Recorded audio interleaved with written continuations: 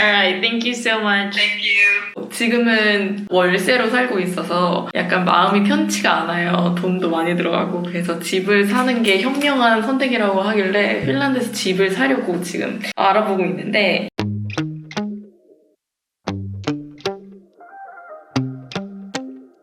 여기서는 집을 사려면 은행이랑 미팅 같은 걸 해서 저의 이제 연봉이나 뭐 보너스 인센티브나 지출 패턴이나 빚 이런 여러 가지를 보고 이제 얼마까지를 대출을 해줄 수 있다, 뭐 이자율은 이 정도다, 이런 거를 정하는 미팅을 가져야 되는데요. 방금 미팅을 가졌습니다. 제가 조금 무리한 요구를 하긴 했어요.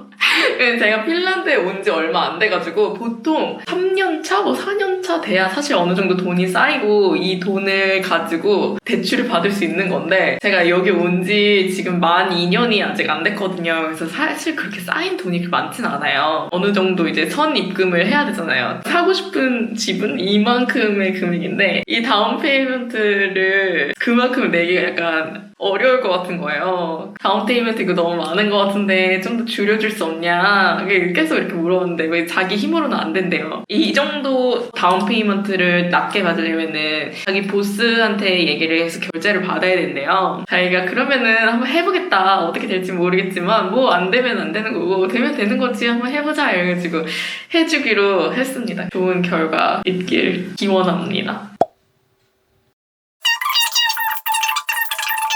대출 신청은 퇴짜 맞았습니다. 더 금액을 낮추라 그래가지고 아무래도 제가 신청한 금액만큼은 통과가 안 될 것 같아서 다른 은행에도 문의를 해보고 저에게 더 좋은 조건을 주는 쪽으로 진행을 해야 될 것 같습니다. 어쨌든 이제 발품을 팔아야죠, 열심히. 되게 마음에 드는 집을 찾아가지고 청약 신청을 하는 중입니다. 당첨이 돼야 돼요, 이 집에 들어가려면. 이게 새로 짓고 있는 집이기 때문에 참 여러모로 고민이 되네요. 어디로 할지. 야!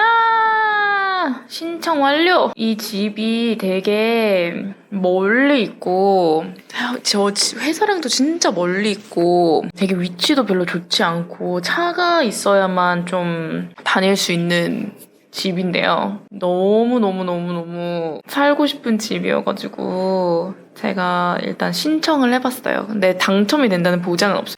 한번 집에 대해 얘기를 해보려고 합니다. 집을 알아본 지는 한 2, 3개월 정도 됐는데요. 대출은 받은 상태이고 지금까지 제가 진지하게 고민했던 집이 2개가 있었어요. 그래서 그 집 두 채에 대해서 한번 얘기를 해볼게요. 첫 번째 집은 아파트였는데 저희가 지금 살고 있는 집에 바로 옆 집인가? 그래요. 이 건물은 아니고 옆 건물인데 제가 지금 살고 있는 집이 뷰가 되게 좋거든요. 근데 그 옆 건물에 있는 그 집은 뷰가 더 좋은 거예요. 크기도 저희 집보다 약간 조금 더 크고 그다음에 사우나도 있고 되게 전체적으로 괜찮을 것 같아서 가격도 엄청 저렴한 거예요. 근데 그 가격이 저렴한 이유가 뭐냐면 아예 레노베이션이 안 되는 거예요. 80년대에 지어진 집 그대로 정말 하나도 막 가전도 제대로 안 돼 있고 그냥 아예 처음부터 다 뜯어 고쳐야 되는 문제가 많은 집이었어요. 근데 그래서 가격이 되게 저렴했던 거죠. 근데 뷰가 좋은 집이 헬싱키에서 되게 찾기가 어려워요. 가격도 되게 비싸고 이제 구경을 갔어요, 하우스 뷰잉에. 근데 되게 뷰도 괜찮고 그럭저럭 크기도 되게 크고 레노베이션을 제대로 하면 되겠다. 근데 레노베이션을 너무 작은 것 아예 막 벽도 뜯어내고 막 이 정도 해야 될 것 같아가지고 그래도 내가 마음먹고 이거는 내가 레노베이션을 하면은 결과적으로는 내가 원하는 대로 좀 집을 예쁘게 만들 수 있으니까 뭐 시간이 좀 걸리더라도 나쁘지 않을 것 같아 라고 고민을 하고 있었어요. 근데 제가 간 날부터 다른 사람들이 이제 관심을 막 엄청 가지기 시작했거든요. 하더니 한 일주일 사이에 집값이 경매 형태였거든요. 그래서 시작가에서 1억이 더 올랐어요. 일주일 사이에. 이제 부동산에서 계속 연락이 왔는데 이제는 너무 걷잡을 수 없이 가격이 높다. 결국 진행을 하지 않았습니다. 두 번째 집이 더 뭔가 스토리가 길어요. 2층 집이고 집이 좀 오래된 집이긴 해요. 또한 80년대에 만들어진 집인데 그 집주인이 좀 집 관리를 좀 잘하고 적어도 살 수 있을 정도의 이제 깔끔한 집에 핫텄도 있고 그냥 욕조가 아니라 핫텄이랑 사우나도 있고 발코니도 2개나 있고 그리고 방 2개에다가 그리고 무엇보다 위치가 되게 좋았어요. 원래 2층 집을 가려면은 시티 센터에서 좀 많이 떨어져야 이제 2층 집이 있기 시작하거든요. 제가 아직까지는 차를 살 수는 없기 때문에 최대한 헬싱키랑 가까운 2층 집을 알아보고 있었는데 여기가 동네가 되게 유용한 동네고 되게 주변에 해변도 많고 제가 알아본 집도 해변이 걸어서 3분 대중교통도 좀 헬싱키랑 바로 통하는 게 잘 되어 있어가지고 집도 막 완벽하진 않지만 그래도 레노베이션을 조금만 하면은 좀만 보면 괜찮겠다. 그 동네에 비해서 가격이 그렇게 나쁘지 않았었어요.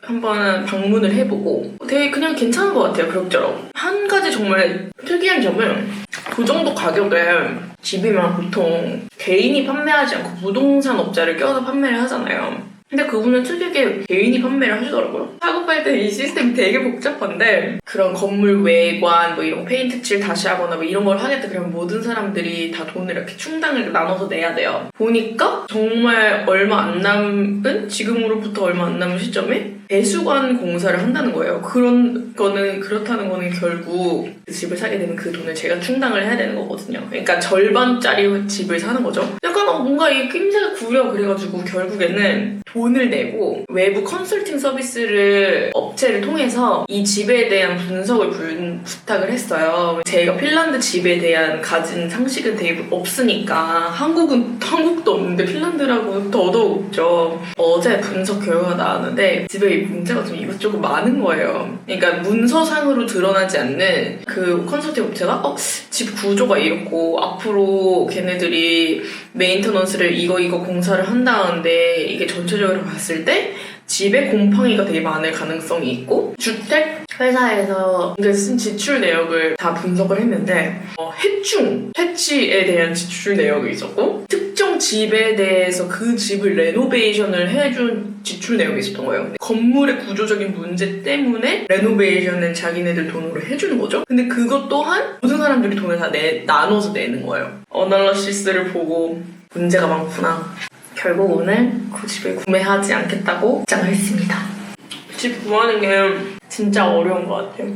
원래 오래 걸린대요. 그리고 이게 지출이 그냥 한두 푼이 아니고 막 몇 억짜리 막 제가 이런 때 지출을 진짜 살면서 얼마나 해보겠어요.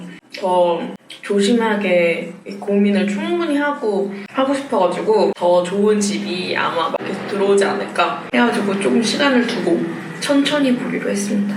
어떤 일이 있었냐면 마음에 드는 집이 있어서 집을 보러 갔다 왔어요. 그 집이 아직 건축 중인 집이어가지고 완공은 12월에 된다고 해요. 집이 되게 여러모로 마음에 드는데 또 마음에 걸리는 부분이 있기도 하면서 금액적으로 약간 충당할 수 있을까 걱정이 되기도 하면서 지금은 엑셀에다가 이제 저의 지출이랑 뭐 고정 수익 이런 거를 비교를 해가면서 오늘 얼마나 아껴가며 살아야 되는가 이런 거를 좀 고민해보면서 숫자를 두들겨보고 있습니다. 건설 회사에서는 빨리 결정을 하는 게 좋겠다. 지금 좀 이 남은 집이 이 하나밖에 없거든요. 이게 어떤 집이냐면 타운하우스인데 그냥 그 전체가 6집밖에 없어요. 근데 그 6집 중에 5집은 이미 다 나가고 한 집밖에 안 남은 상태인 거예요. 지금 이 남은 한 집에 대한 문의가 좀 많이 들어오고 있으니까 빨리 결정을 하는 게 좋겠다.